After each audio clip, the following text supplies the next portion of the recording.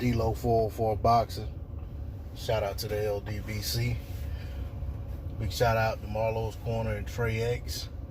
Best blow-by-blow commentator on YouTube by far. And I want to say big shout out to my subs as well. So, without taking up a terrible amount of time, I just want to speak on the comments that I saw from George Foreman, actually an article on Boxing Scene. A big shout out to Foreman, International Boxing, which I also saw his video on this, what led me to go read the article.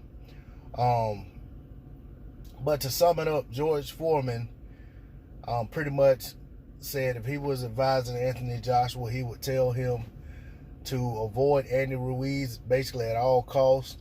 Essentially, he's saying duck Andy Ruiz, avoid that rematch, wait on the heavyweight championship belts to get fragmented and vacated, or basically till they're back in the hands of guys that he feels Anthony Joshua has a better shot at beating, whether that's picking up vacant titles or whether that's fighting someone else who picked up a vacant title, or whatever the case may be.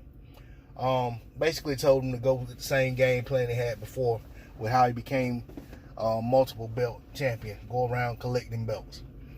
While I do feel like Andy Ruiz is a bad matchup for Anthony Joshua and will be no matter how many times they fight, I can't co-sign former champion avoiding the guy who took his title at all costs, and basically waiting until a perceived easier threat becomes champion to try to go back and win belts. I just don't believe in that being the hallmark of a champion, or even the hallmark of a fighter, really. That's like a business strategy. That's not the thinking and the moves of a fighter. But that said, that's what George Foreman's take was on it. He also, he also talked about him coming back, winning the championship some 20 years after he had originally won it, and so forth and so on. But, my take on the whole thing about the Andy Ruiz situation for Anthony Joshua is, yeah, Andy Ruiz is probably going to beat Anthony Joshua in the rematch, especially if it's an immediate rematch. They talk a lot about patterning. I put it like this. When Anthony Joshua first lost, one of the main things they kept saying to try to offer solace to his supporters was that, sorry about that, kicked his AC on. One of the main things that they wanted to, offer his supporters was, Lennox Lewis lost his title and came back and became a champion again. He avenged his losses, And I'm going to touch on that for just a moment. Yes, Lennox Lewis lost a fight to Oliver McCall. I hear a lot of people say Oliver McCall landed a lucky shot and beat Lennox Lewis. I've watched that fight I don't know how many times. That's not what happened. In that fight, Oliver McCall was beating Lennox Lewis pretty much round after round. He was getting the better of him. He was beating it to the punch. He had a better game plan. His game plan was working. Lennox's game plan wasn't. That said, he ultimately set Lennox up with a shot that stopped him. Hakeem Rockman's win over Lennox Lewis was more of a one-shot knockout. He got caught with a shot he didn't see, and he got stopped. But in both of those situations, Lennox Lewis didn't have an immediate rematch with nothing in between. It took him a few fights before he rematched McCall, and the same thing with Rockman. The thing I will say about McCall that people seem to forget is that when Lennox Lewis had the rematch with McCall, he basically had taken McCall's trainer from him. The late, great Emmanuel Stewart was Oliver McCall's trainer when he beat Lennox Lewis. When Lennox Lewis fought Oliver McCall and Oliver McCall had that nervous breakdown or whatever he had in the ring, Emmanuel Stewart was in Lennox's corner. Okay?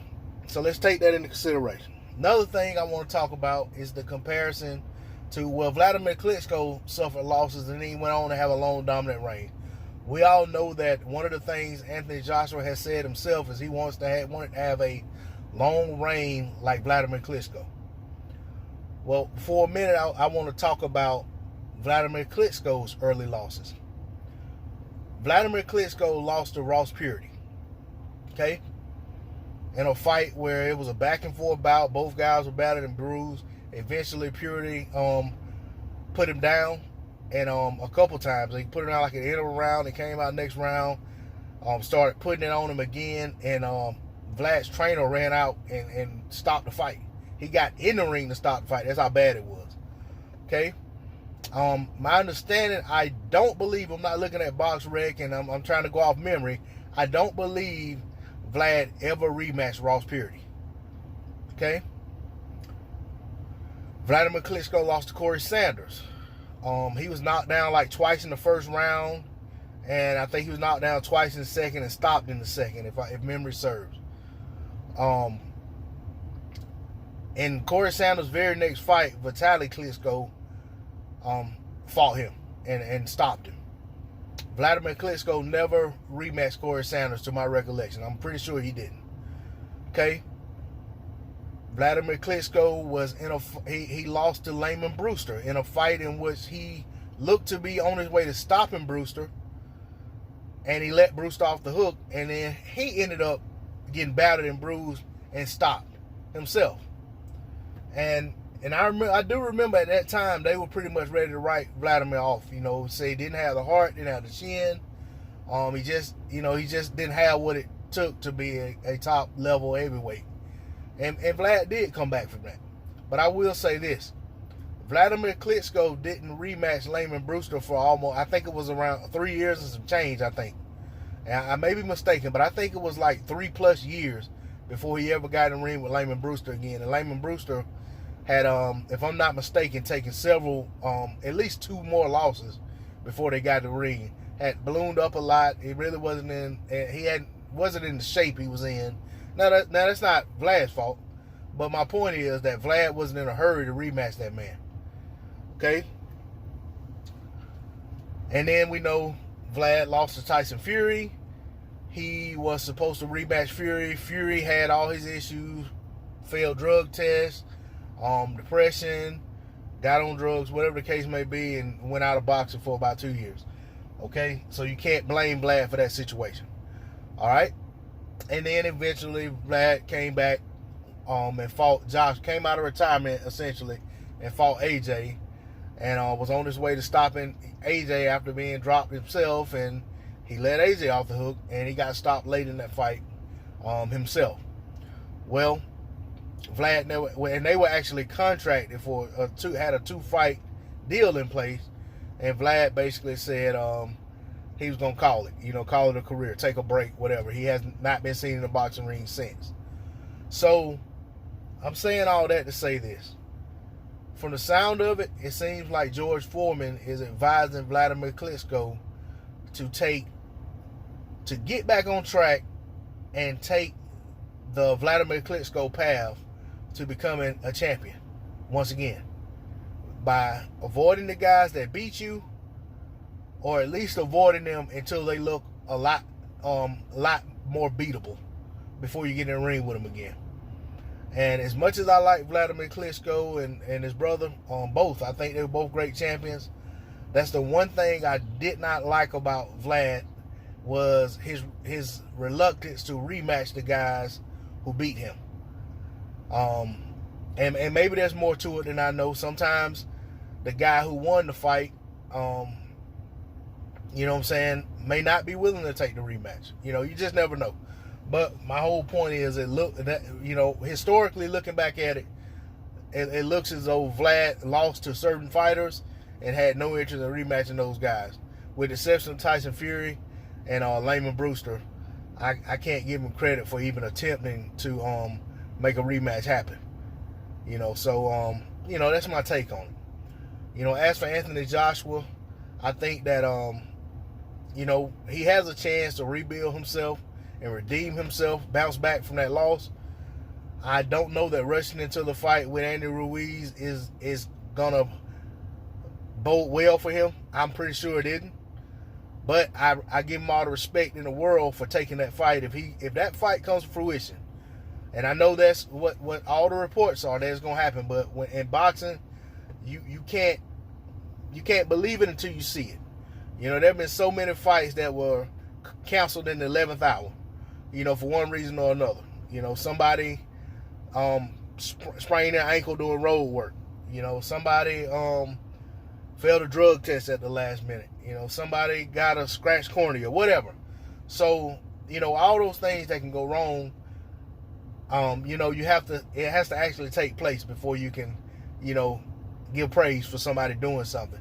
But I do give him credit for agreeing to take the fight. I'm hoping the fight happens in America. But if it don't, ultimately, you know, he took the fight. And if it ends up somewhere outside of America, it is what it is, he's still going to have to face those demons of fighting in America when that time comes. But, you know, that's all I'm going to say about this subject. You know, that's my take on it. I don't agree with Foreman's advice as far as if Joshua is to be respected and revered as a top-level heavyweight, he can't run from this fight. I understand if he didn't rush into it, just say he had a fight or two, then went back to the Andy Ruiz fight if Andy Ruiz is still champion, or went after whoever is the champion, but then still said, I want to avenge my loss to Andy Ruiz, I would respect that. But for him to just avoid Andy Ruiz altogether and say, no, this is just a bad matchup for me, I can't beat this guy, I'm not going to try it, I can't respect that. And that very well may be the case, that Andy Ruiz may just be a bad style matchup for him, and he may not be able to beat Andy Ruiz no matter how many times they fight. But I can't give a guy credit for not trying to avenge a loss. You know, he has to go out there and has to try to beat the man who beat him. But, you know, I've talked about this subject long enough. It's D-Lo 404 Boxing. Shout out to the LDBC. I'm out. Peace.